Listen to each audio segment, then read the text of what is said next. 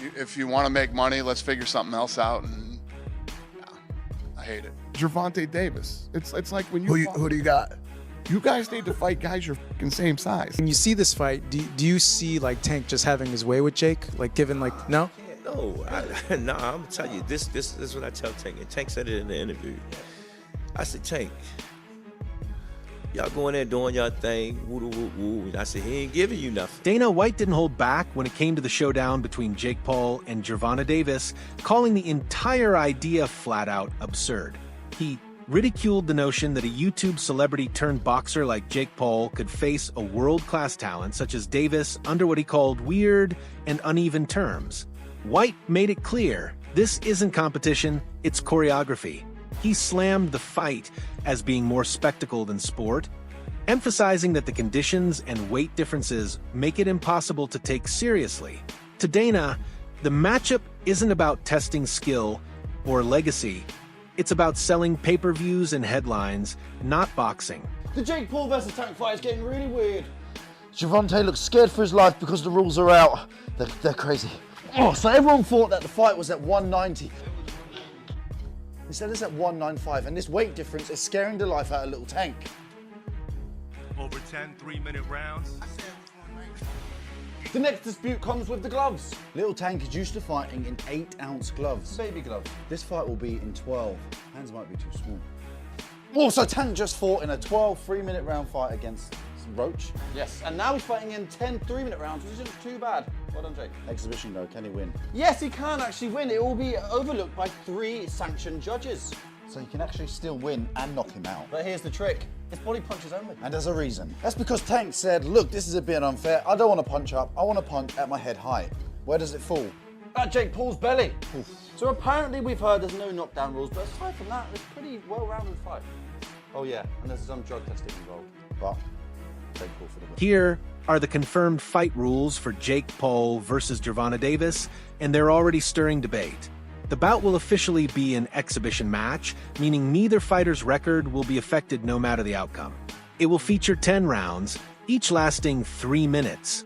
Both fighters must weigh in at a maximum of 195 pounds, far above Davis's normal fighting weight. Each man will wear 12-ounce gloves, which are heavier than standard pro fight gloves. And while the exhibition status softens the stakes, the fight will still have 3 official judges and a declared winner if it goes the distance. On paper, it's structured like a professional match, but insiders say the rules clearly favor the naturally bigger man, Jake Paul. And yes, ladies and gentlemen, there will be a victor, because the fighters have agreed and the commission has approved a maximum weight of 195 pounds for this exhibition.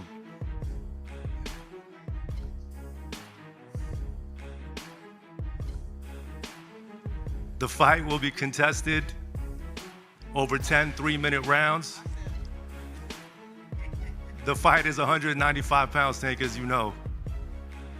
The fight will be contested over 10 3-minute rounds, and when Tank and Jake enter the squared circle to go to battle, they will be wearing 12-ounce gloves. Sitting ringside will be 3 commission-approved world-class professional judges that will score every round to ensure there's a decisive outcome for the fight if it goes the distance. And both men are enrolled in the highest level of testing with USADA. So Tank, Jake, thank you for doing this. Thank you for giving boxing another massive moment, headlined by yourselves, featuring multiple world title fights. Behind the scenes, boxing insiders are raising serious concerns about the glove arrangements. Gervonta Davis's trainer, Calvin Ford, has been especially vocal. Davis, who typically fights in 8-ounce gloves at lightweight, will now have to wear 12-ounce gloves, a massive adjustment when facing a heavier opponent like Jake Paul. Ford pointed out that these heavier gloves could limit Tank's punching speed and knockout power, while giving Jake an even greater defensive cushion. In a fight already stacked against Davis by size and weight, Ford believes the glove rule is another unfair layer that makes the matchup feel more like a marketing stunt than a competitive bout. Actually, when I heard about the fight, they called me and said, what you thought about the fight? I said, the fight doable. You know what I'm saying? Because I watched Tanky for years, and I watched other young men in gyms, you know, deal with big guys. You know what I'm saying? Yes, he's big. To me, it's like Jake having his first open fights. If anybody know about the amateurs going open, then you go pro. So, you know, he's going to fight a guy that does have skills. You know what I'm saying? My only concern is, you know, the gloves. You understand what I'm saying? Because we don't fight in 12-ounce gloves. We don't use 12-ounce gloves. That's training gloves, you know what I'm saying? I'm like, that's 2 pounds away from Jake. He fights in 10s. Tank fighting 8s, so he losing 4 ounces. So my thing is, I said, they said, put Tank at 8s, put him in 10s. That makes the fight more interesting. You know what I'm saying? And we'll go from there, because I understand. And I brought that question up to one of his handlers. They was, no, we don't want to do no mismatch. It's supposed to be expedition. What's the matter? What, you know, now y'all want the wins and the loss. You know what I'm saying? All these prescriptions, but you want to be great. Being great is really pushing the envelope. You know what I'm saying? You know, Tank don't really care, you know? So when I brought this up, he said, dang, facts. You know what I'm saying? So, again, you know, he can weigh the 10s and we weigh the 8s. Then we got to fight, you know? The weight, how's that going to work out? Like, well, they got him at 190, 195. I thought it was going to be 190. So they gave him 5. So again, they keep giving, you know? I ain't worrying about the weight. You know what I'm saying? We got to deal with it. We taking the fight. We signed the contract. We're going to make it do what it do. You know? how much do you think he's going to weigh like the night of the fight? Like, yeah, and both. Like, is there anything in place where like Jake can't weigh more than like? Based on how he handled himself through camp. Camp is the most important thing, because if you have a good camp, you're going to have a great fight. So my thing is just making sure the camp is good. We're doing all the necessary things, dealing with the weight, the gloves and all that stuff, you know? Ford didn't just complain, he offered a solution. He proposed that Davis be allowed to wear his standard 8-ounce gloves, while Jake Paul, who fights at a much higher weight, used 10-ounce gloves instead. Ford argued that this adjustment would at least partially level the playing field and allow Davis to fight with the same tools that make him dangerous in his division. His reasoning was simple. If Jake gets to keep his size advantage, then Tank should get to keep his speed and sharpness. It's a fair trade, but as of now, officials have made no indication of changing the rules.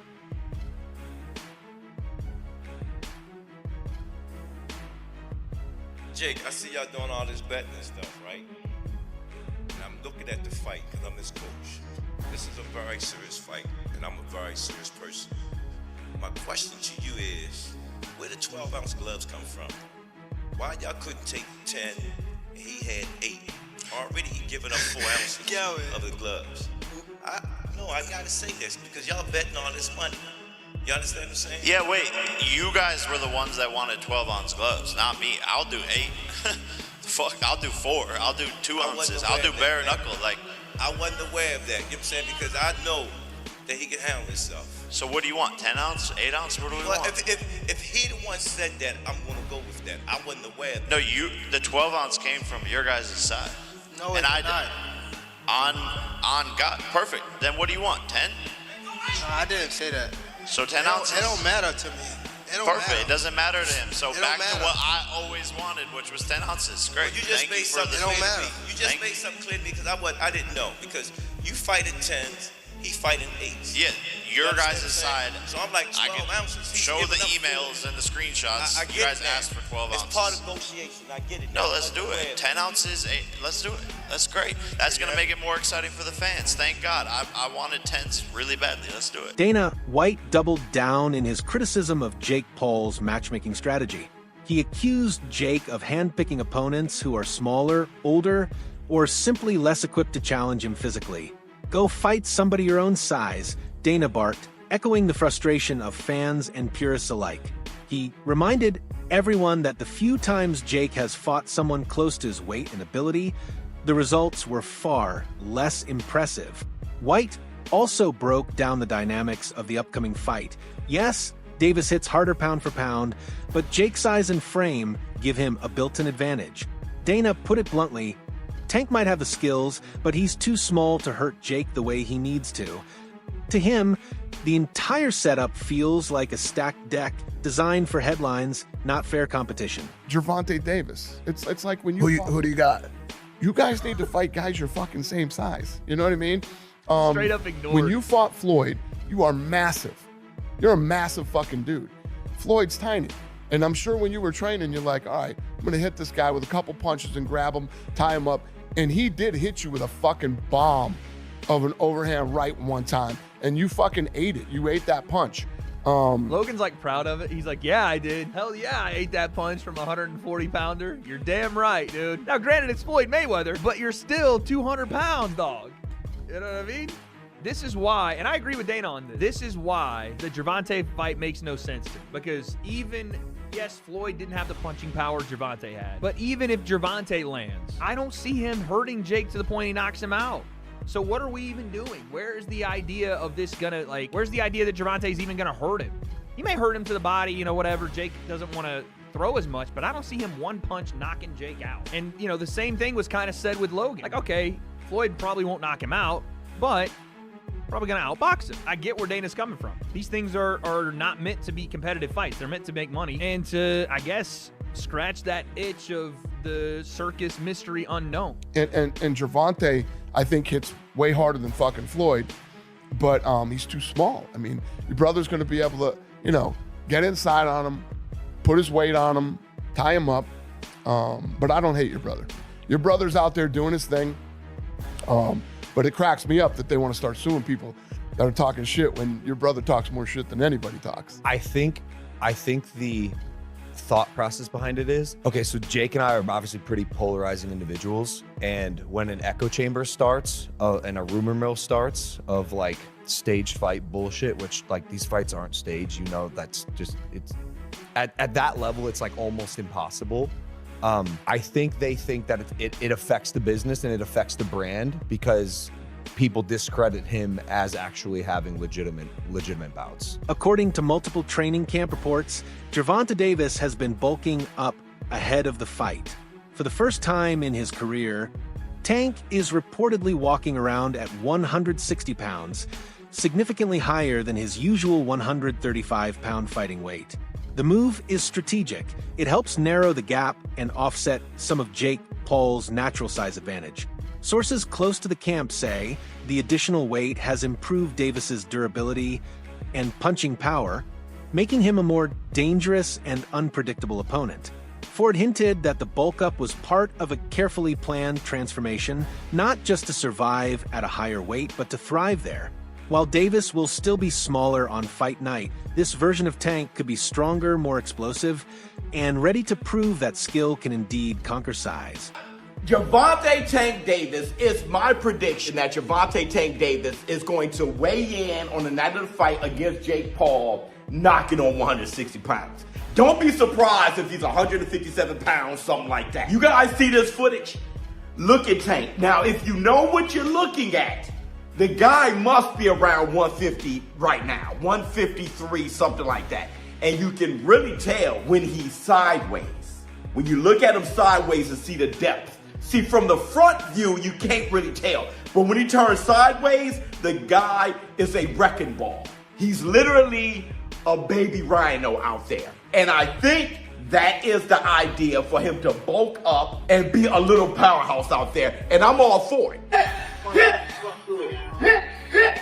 I'm gonna tell you in this video why I think that's the best thing for Tank and why I think he will be knocking on 160 pounds. Most boxing analysts believe that when Jake Paul finally steps into the ring with Gervonta Tank Davis, reality is going to hit him harder than any punch he's ever taken.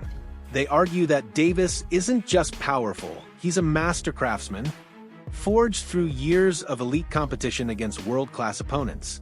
His control of spacing, timing, and footwork is almost surgical. Every feint, every pivot, every counter has a purpose. In contrast, Jake is still learning the finer mechanics of boxing. His reflexes remain raw, his defensive reads predictable, and his ring IQ largely untested at this level. Experts agree that the gap in experience, technique, and ring intelligence is massive.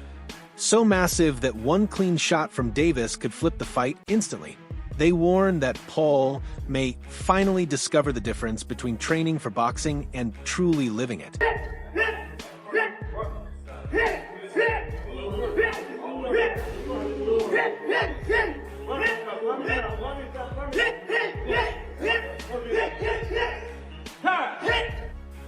Tank Davis looked crazy, bro. Chilaquiles.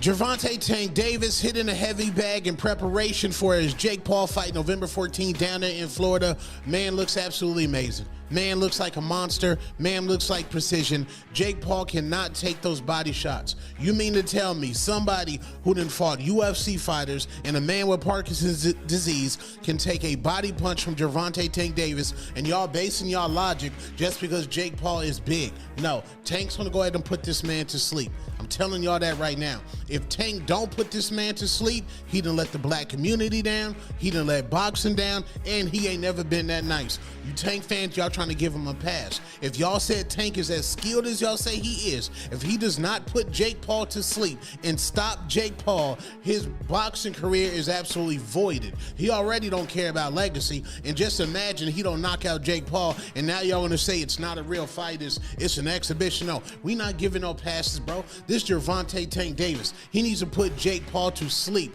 I don't want to hear nothing about, oh, Jake Paul too big. No, Jake Paul chin ain't never been tested by somebody that hit as hard as Gervonta Tank Davis. Tank should put this man to sleep with ease. I say that respectfully. If you don't put him to sleep, a 2-pack of ass. That shit stinks. That's a 2-pack of ass at the highest level, and it's a musty energy at the highest level.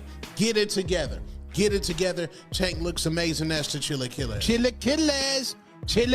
Veteran trainer and commentator Teddy Atlas has been one of the loudest voices praising Davis's completeness as a fighter. In Atlas's words, Tank isn't just dangerous, he's disciplined, calculating, and cold under pressure. He highlighted Davis's ability to lure opponents into traps, to control distance with minimal effort, and to deliver knockout power from unexpected angles. To Atlas, Davis embodies the perfect balance between instinct and intellect, a fighter who can outthink and outfight anyone in front of him.